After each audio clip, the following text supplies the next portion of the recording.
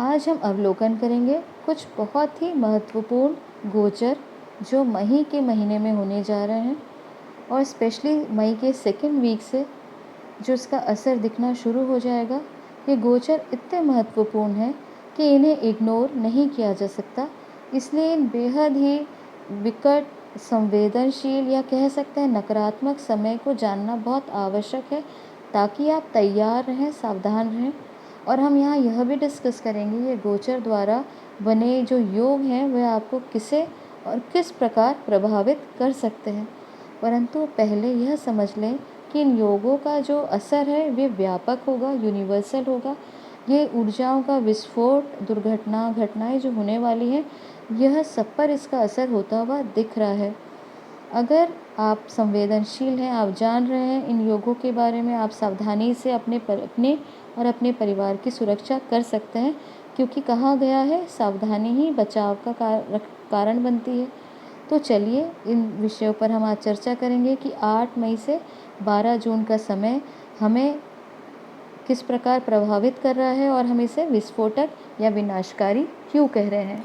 नमस्कार, मैं सुचेता, एस्ट्रोलॉजर और वास्तु रिसर्चर।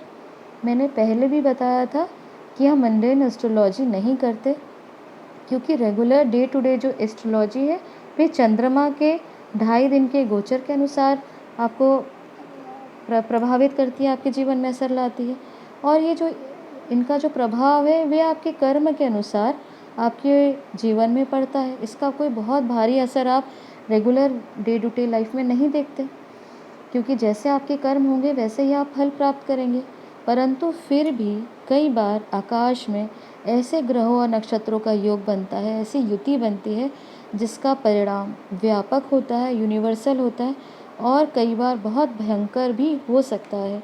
और जब भी हमें ऐसा लगता है कि ऐसी युति बनती हुई दिख रही है और इसका असर जनमानस पे पड़ सकता है, तो बीइंग एन एस्ट्रोलॉजर यह हमारा एक नैतिक कर्तव्य होता है कि उन गोचर के बारे में, उन योगों के बारे में आपको बताएं, ताकि किसी न किसी व्यक्ति को इन जानकारी से लाभ हो, वे अपनी रक्षा कर सकें।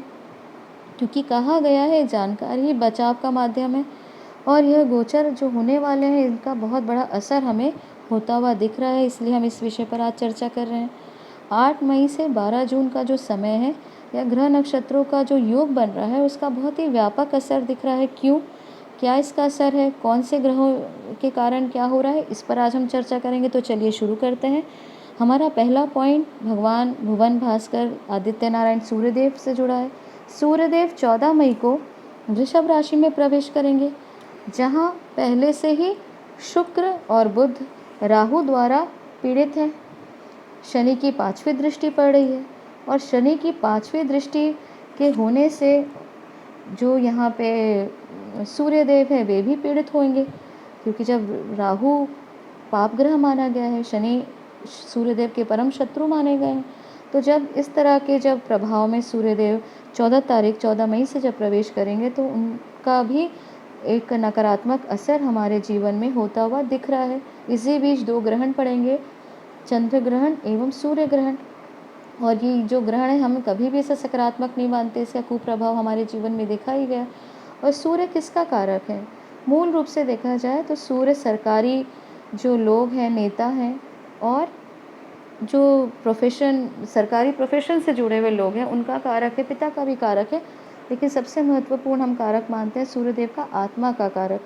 वैसे तो सब जानते ही हैं कि जो हमारी पत्री में, इंडिविजुअल पत्री में जो ग्रह सबसे हाईएस्ट डिग्री में होता है उसे हम आत्मकारक कहते हैं, एक्सेप्ट राहु केतु। परंतु यूनिवर्सली अगर हम आत्मकारक की बात करें तो वह है भगवान सूर्य नारायण। और जब भी सूर्य नारायण किसी पाप प्रभाव में आते हैं तो लोगों के कॉन्फिडेंस में, लोगों के विचारों में नकारात्मक बढ़ जाती है। इसीलिए अपने आत्मबल को बनाए रखने में और अपने आत्मा को व्यथित ना होने देने, क्योंकि ऐसी घटनाएं बनेंगी जिससे आपके आत्मा में निराशा का भाव पैदा हो सकता है। और इससे बचने के लिए आपको सूर्य उपासना, सूर्य साधना करना बहुत आवश्यक है। जीवन यहाँ समान पटरी में लौट आए, अभी ऐसा दिख नहीं रहा, इसलिए लोग बहुत व्यथित होंगे। और ज्योतिष की दृष्टि से भी यह समय बहुत ही ज़्यादा संवेदनशील है, क्योंकि सूर्य जब पीड़ित है, सारे ही ग्रहों के नक्षत्रों के राजा जब पीड़ित होंगे, तो यह समय आवश्यक ही संवेदनशील माना जाता है। और यह जानना बहुत आवश्यक है कि भारत का जो लग्न है वह भी वृषभ है, और जब भारत का लग्न राहु से और शनि की 5वीं दृष्टि से जब पीड़ित होगा, तो अवश्य सारे भारतवासियों को यहाँ बहुत सतर्क रहने की आवश्यकता है। और वृषभ लग्न से जुड़े हुए लोगों को भी यहाँ सावधानी बरतनी चाहिए। और आपको भी सूर्य साधना, सूर्य की उपासना यहाँ आपको अवश्य ही लाभ देगी। सेकंड पॉइंट में चर्चा करेंगे जो है बुध और शुक्र का। सूर्यदेव से वृषभ राशि में जाने के पहले से ही यहाँ देख रहे हैं कि राहु पीड़ित कर रहा है शुक्र और बुध को, और सूर्यदेव जब अस्त कर देंगे शुक्र और बुध को, तो ये परिणाम और भी ज़्यादा नकारात्मक होगा। शुक्र 4 मई से 28 मई तक वृषभ राशि में रहेंगे, और बुध 1 मई से 26 मई तक वृषभ राशि में रहेंगे। फिर वे वक्री होकर वापस वृषभ राशि में लौट आएंगे। अर्थात बुध जो हैं इस समय काफ़ी समय तक वृषभ राशि में रहने वाले हैं। तो जानते हैं कि एक एक करके शुक्र और बुध का राहु और सूर्य द्वारा पीड़ित होने से क्या प्रभाव पड़ेगा। पहला, दैत्य गुरु शुक्राचार्य। शुक्रदेव के जो कारक हैं उसे आप समझ लें, तो आपको ये समझना बहुत आवश्यक होगा, आसान होगा। शुक्र कारक है ग्लैमर का, लग्जरी का, फैशन का, वैभव विलासिता, सिनेमा का। और कोई बहुत ही इन्फ्लुएंशियल महिला का भी यहाँ कारक बनता है, पत्नी का कारक है। और वो महिला जिस भी हम स्थिति में बात करें, जो इन्फ्लुएंशियल महिला किसी भी फील्ड की हो सकती है, आवश्यक नहीं है कि वे सिनेमा की हों, किसी भी फील्ड में हो, जैसे ममता बनर्जी हो, या पॉलिटिक्स में सोनिया गांधी, या मीडिया पत्रकारिता जगत की कोई भी महिला हो सकती है। वे समय उनके लिए ज़्यादा खतरनाक होगा, क्योंकि यहाँ शुक्र जो पीड़ित होने के कारण यह स्थिति ज़्यादा उनके लिए गंभीर हो सकती है। शुक्र यहाँ प्रभावित कर रहे हैं फाइनेंस को भी, मार्केट और इकोनॉमी को भी ये इंडिकेट करते हैं। इसलिए जो शुक्राचार्य का जो पीड़ित होना, यह दिखाता है कि आम हो या खास, देश हो या विदेश, सारे ही लोगों को अपनी आर्थिक स्थिति को बहुत ही संवेदनशील रहना चाहिए, संभाल के रखना चाहिए। अनावश्यक पैसों का खर्च ना करें। मूलभूत आवश्यकताएं हैं जिसे हम नेसेसिटी कहते हैं, उन्हीं तक अपने खर्च को सीमित रखें, क्योंकि यह समय खर्च का नहीं है। शुक्र यहाँ पीड़ित हो रहा है, तो निश्चित ही जो अगर आप किसी चीज़ पे खर्च करेंगे, उसका आपको पूरा इन्वेस्टमेंट का लाभ दिखता हुआ नहीं दिख रहा।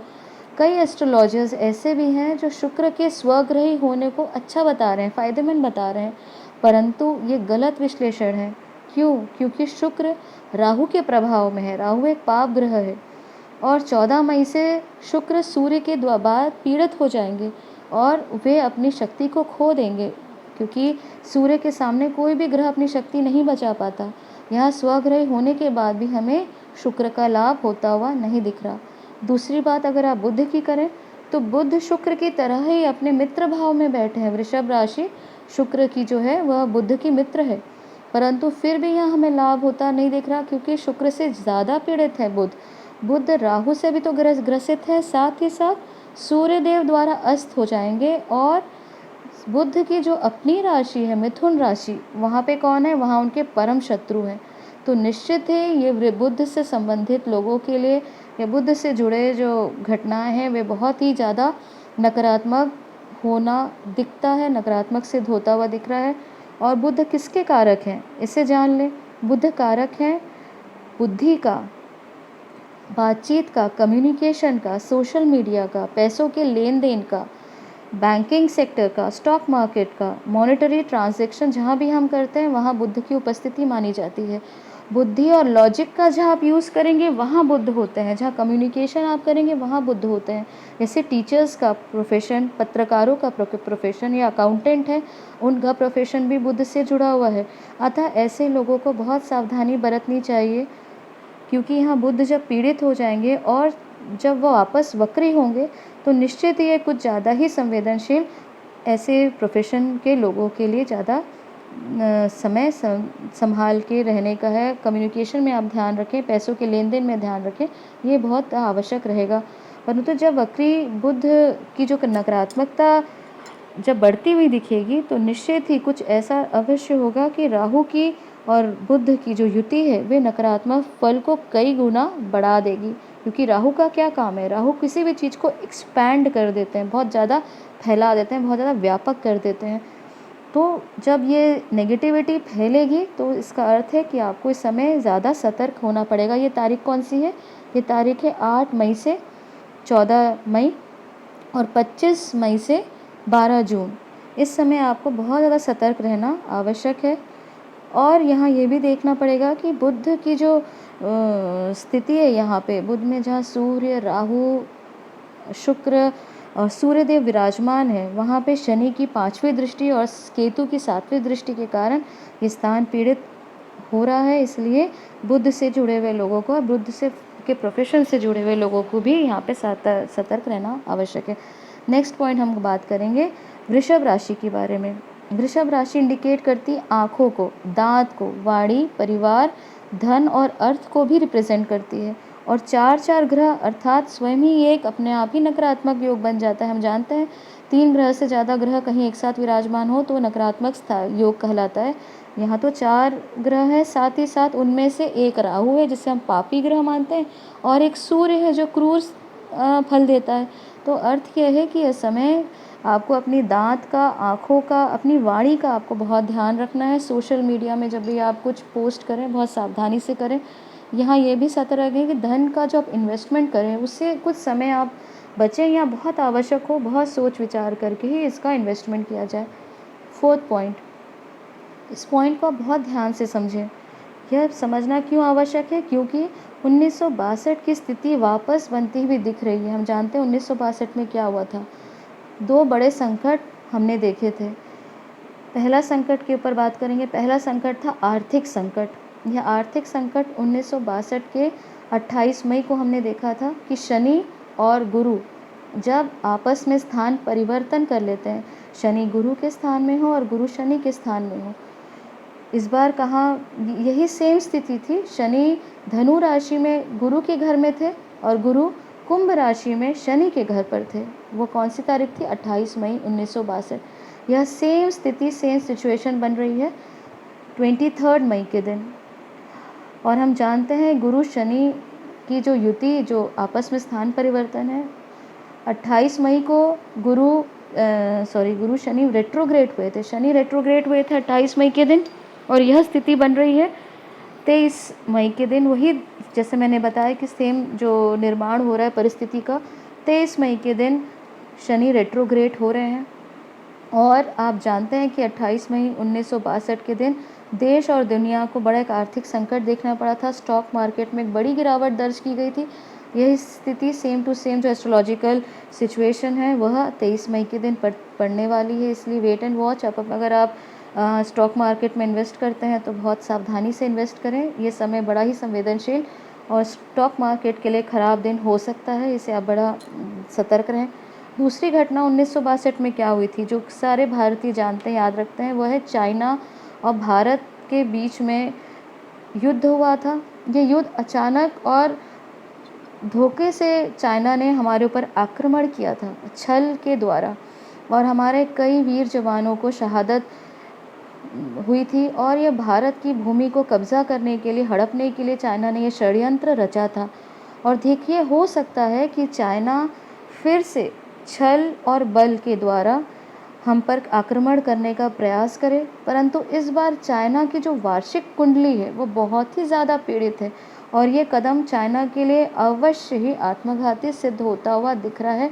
और निश्चित ही चाइना की स्थिति पाकिस्तान की तरह होने जा रही है। पाकिस्तान की तरह चाइना भी छिन्न भिन्न होने की प्रक्रिया में प्रवेश कर जाएगा। वह स्थिति चाइना के लिए बहुत ही ज़्यादा खराब होगी अगर वे, ये जैसे दिख रहा है कि ये हमारे ऊपर आक्रमण करने का, भारत के ऊपर आक्रमण करने का प्रयास अवश्य करेगा।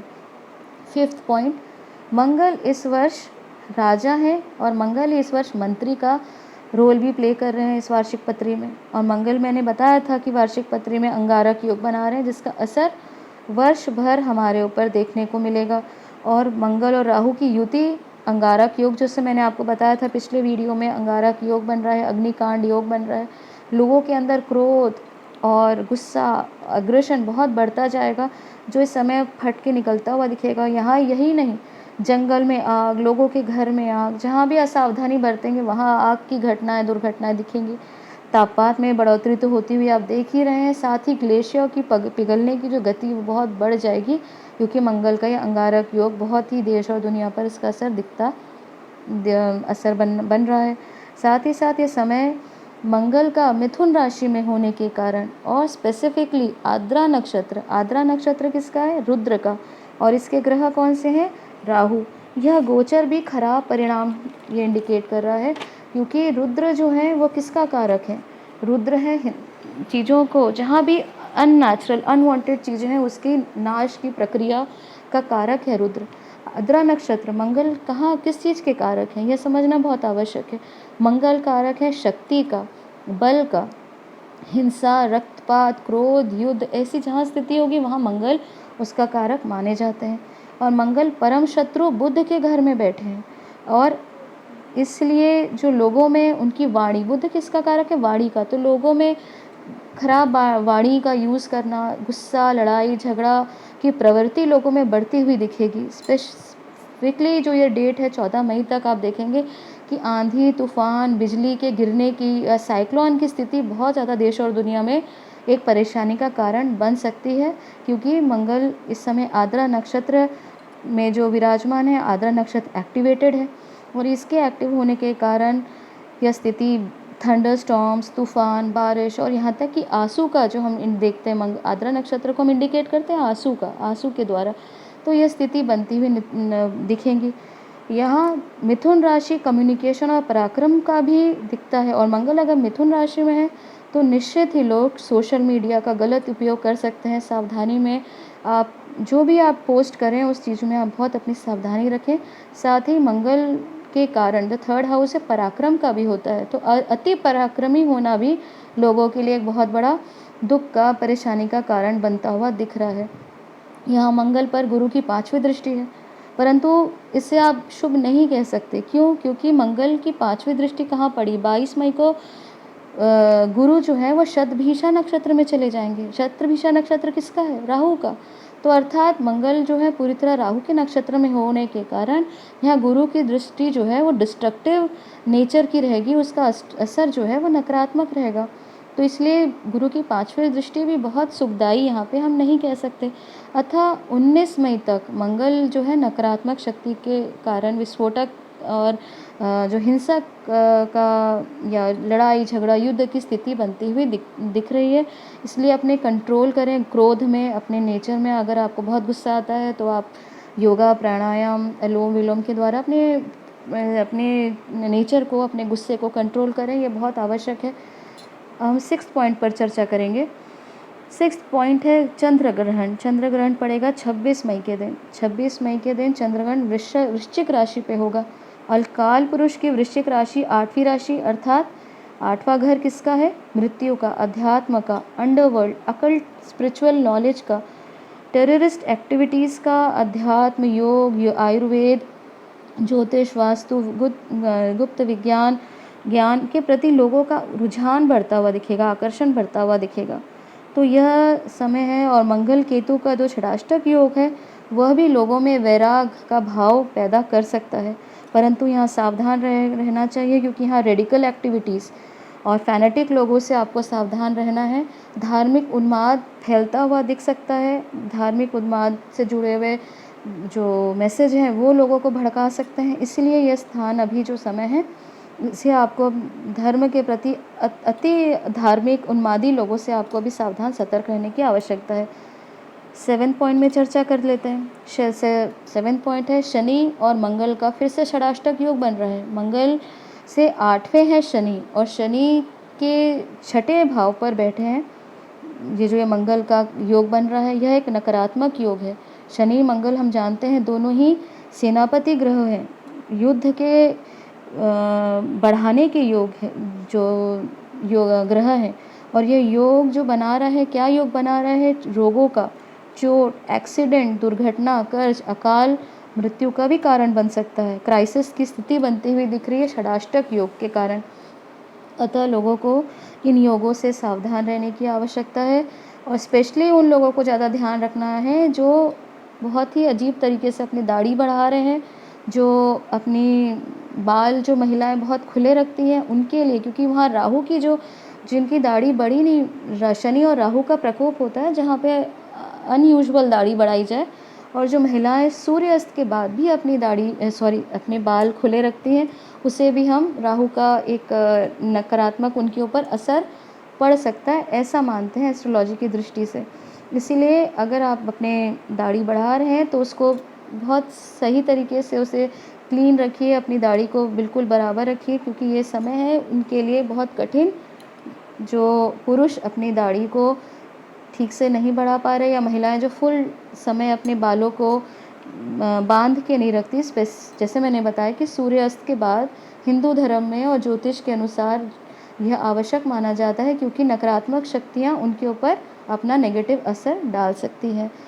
और आखिरी में हम ये बात अवश्य आपको बताना चाहेंगे कि जियोपैथिक स्ट्रेस, मैंने पहले भी बहुत से वीडियो साल 2 साल पहले बताया कि अपने हाईएस्ट डिग्री में पहुंच चुका है। पृथ्वी का तापमान भी बढ़ा है, आंधी तूफान के कारण जो ये भूकंप और आदि स्थिति भी, नेचुरल डिज़ास्टर भी बढ़ते जा रहे हैं। इस स्थिति को आप कैसे कंट्रोल से कर सकते हैं? प्रकृति को आप पेड़ लगा के, प्रकृति की सेवा करके, हमने बहुत से ऐसे वीडियोस बनाए हैं पीपल के पेड़ के ऊपर जो 24 घंटे ऑक्सीजन देते हैं, आप उनको जाके देख सकते हैं। पवित्र पेड़ों को, पवित्रतम पेड़ों को, जिसको हम श्रेणी में मानते पीपल का पेड़ है, उन पेड़ों को काट देते हैं। क्यों? क्योंकि किसी ना किसी को, कोई ज़्यादा ही क्रिएटिव लोगों को उसमें भूत प्रेत दिख जाता है। और जहाँ भगवान श्री कृष्ण ने स्वयं गीता में कहा है कि मैं वनस्पतियों में स्वयं पीपल का पेड़ हूँ, ऐसे पेड़ को अगर आप काटते हैं तो निश्चित ही पेड़ों को काटने से पर्यावरण और प्रकृति का जो बैलेंस हम बिगाड़ रहे हैं, उसके कारण यह असर ग्रह गोचर का जो दुष्परिणाम हमारे जीवन में होता हुआ दिख रहा है।